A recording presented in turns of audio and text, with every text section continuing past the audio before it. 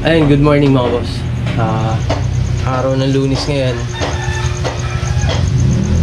Tatapusin muna natin yung yung grills na stainless. Yun yung stainless natin ngayon, tatapusin natin. Tapos pupunta tayo sa may Candaba, Pampanga. May titingnan din tayo doon. Kasi may nag-chat sa atin, may nag-message sa atin na isang subscriber din natin, may gusto siyang ipabago dun sa bahay niya. Mamayang makapananghali, silipin natin kung ano yung mga gusto niyong ipagawa. Pero ngayon, punta muna tayo dito sa ginagawa nila Tito Alan kasi mayroon na tayong isang nakausap na tao. Papasok na siya ngayon. Tapos, diretso tayo dun sa ginagawa nating grills.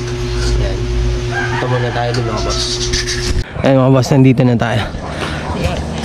Ayun si Kuya. Ang pangalan na? Ha? Noli. Kuya Noli. Yan, yung isang bagong kasama natin dito. Sila kapat na nila Tito Alan yung makasama. Yung dalawa, linis.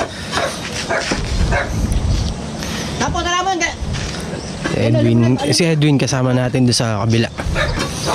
Siya yung papag-grind natin sa mga stainless na gagawin natin. Tapos gagawa nila sila ng forma para mabuhusan na yung tatlo. Mabuhusan na yung tatlo na yun, yun nandun.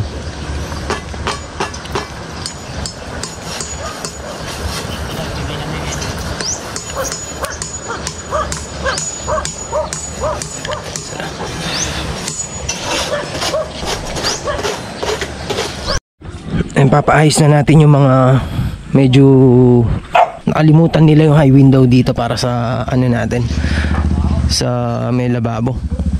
Yan. Tapos wala nang babaguhin dito ng baba, CR, wala na, diretso na yan. Tapos eto, okay lang yan. Tapos eto, ayusin na yung mga stirrup, ilalagay na para mapormahan na, mabuhusan. Tsaka yung dito, papaayos ka na rin yun dito.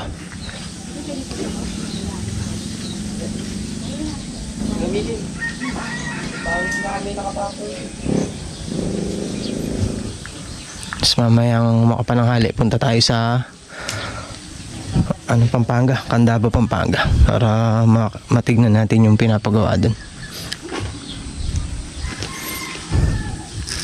Iniwan muna natin sila. Yung isa, bali mag-ama to, siya yung maghuhukay dun sa natin, sa septic tank. Siya na lang yung paghuhukayin natin sa may septic tank natin para hindi na maabala yung mga nagtatrabaho.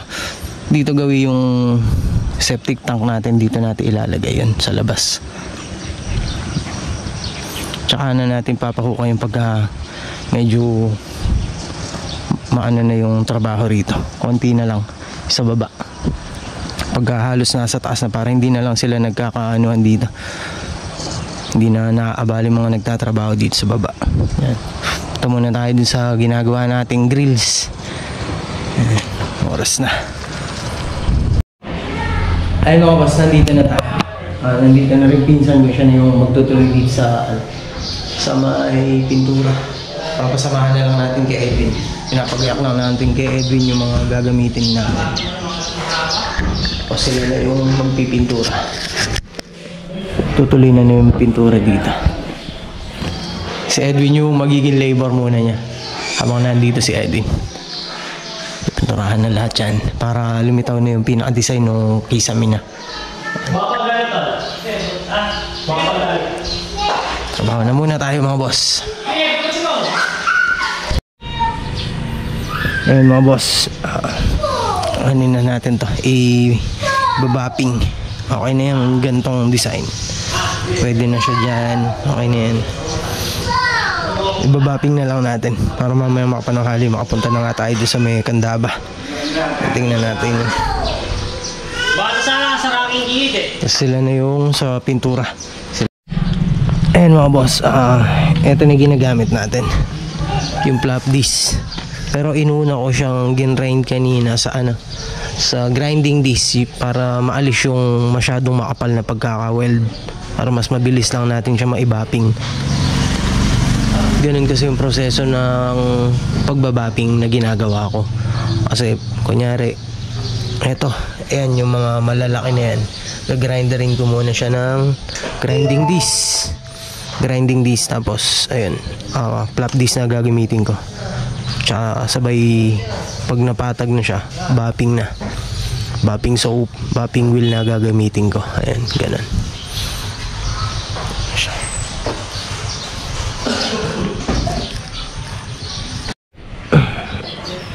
Ayan mga boss, na napadaanan na natin siya ng bapping wheel, yung kulay gray, tapos finishing naman siya. Eto na gagamitin natin. Yung gagamitan na natin siya ng bapping soap, yung ganito. Ayan, ganito yung gagamitin natin para kumintab siya ng ganyan, para magpare-pareho na yung stainless natin. Hindi siya yung may makintab, may magaspang, yung ganyan. Para magpare-parehas na. Papadaanan lahat natin siya ng bapping wheel na may ganito, na may bapping soap. Ayan.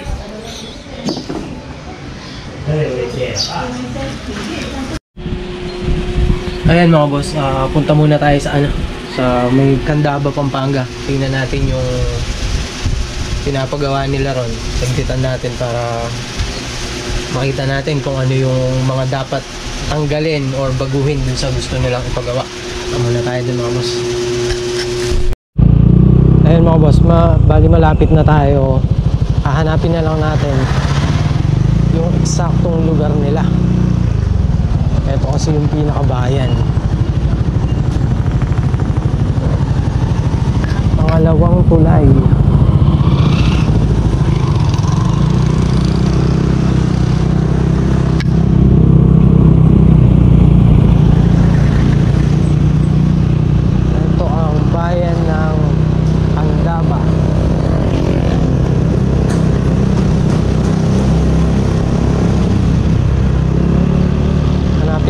Yung pinaka bahay talaga nila.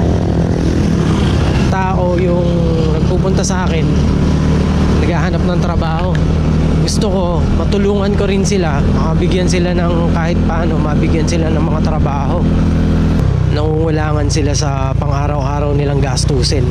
Kaya ngayon ginagawa ko, pinipilit kong makakuha ng trabaho para maibigay sa kanila or mabigyan sila ng trabaho. Kahit paano naman, mas malalayo kasi yung mga trabaho nila, para kahit paano mapalapit sila sa mga pamilya nila. Kahit na once a week nakakauwi sila. Kaya gantong naghahanap pa tayo ng ibang pwedeng maging trabaho.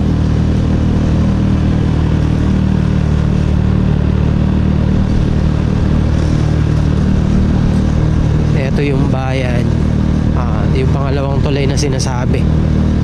Tingnan natin dito. Ayan mga boss, siguro ito yung bahay kasi may napagtanungan tayo kanina. Ito yung tinuturong bahay, siguro ito na yan. Ayan, dito lang siya sa tabi ng tulay. Ayan. Tao po. Ayun mga boss, susukatan muna natin yung gustong ipagawa ni boss. Ito ano yan, i-atras tong wall na to. Ipapasok natin siya. May kukunin tayong sukat simula dun sa may gate. Tapos babaguhin natin to, PVC panel, wall cladding. Merong wall cladding dito gawin. Sukatan muna natin siya kung makukuha ba yung gusto niya sukat dun sa terrace na gagawin dito.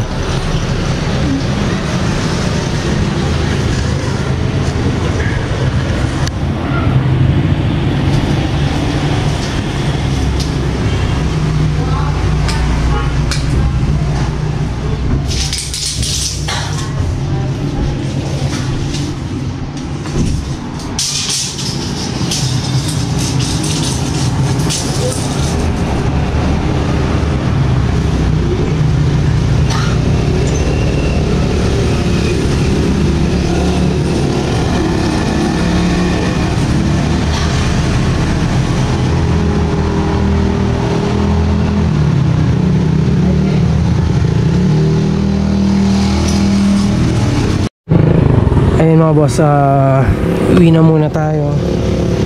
Tapos naman na tayo dito sa ano. Pag compute natin dito sa may bahay, marami tayong papalitan. Pauwi na tayo, hindi natin na i-video lahat yung mga ginawa natin doon or sinukat natin. Kasi wala tayong pahintulot or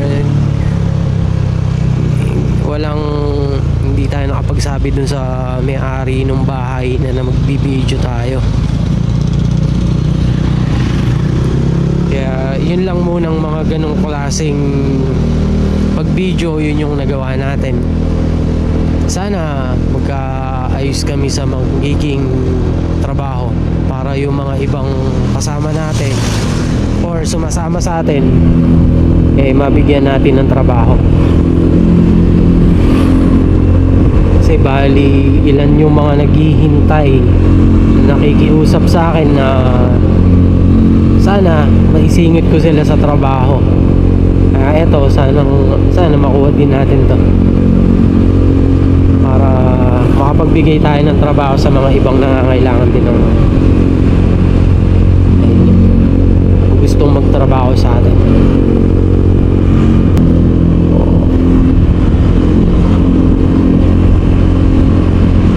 Uwi na muna tayo mga boss. Ayun mga boss, nandito na tayo sa bahay. Hindi na tayo makakapunta dun sa ginagawa nila Tito Alan kasi madilim na rin, gabi na. Bukas na lang siguro ng maga natin titingnan. Tapos diretso na tayo dun sa itatiles natin. Ayan. Gawin muna natin yung estimation para dun sa mga materialis na kailangan dun sa pinuntahan natin kanina sa Candaba. Muna natin.